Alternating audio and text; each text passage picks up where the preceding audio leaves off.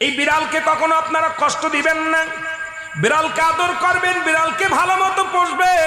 বিড়াল যদি কোনো জাতির জন্য দোয়া করে, কোন গৃহস্থর জন্য দোয়া করে, ওই সংসারের মধ্যে উন্নতি শুরু হয়ে যায়। ওই সংসারের মধ্যে আর এক নাম্বার হলো, যে ঘরে বিড়াল থাকে সেই ঘরে জিন আসতে পারে না, জিন বাস করতে পারে না। আর একটা ঘোষণা শুনেন, নবীজি বলে গেছেন, যে ঘরের মধ্যে বিড়াল ছানা বাস করে ওই ঘরের মধ্যে জিন জাতি প্রবেশ করতে পারে না।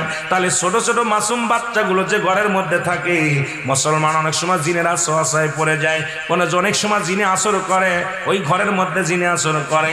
যে ঘরের মধ্যে বিড়ালকে আদর করে বিড়াল থাকে, ওই ঘরের মধ্যে বিলাই বিড়াল বিড়াল বিলাই বিলাই, এইটা যার ঘরের মধ্যে আছে এই ঘরের মধ্যে দুষ্ট জিনেরা আসতে পারে না। জোরে জোরে চিল্লায়া বলা যাবে না মারহাবা।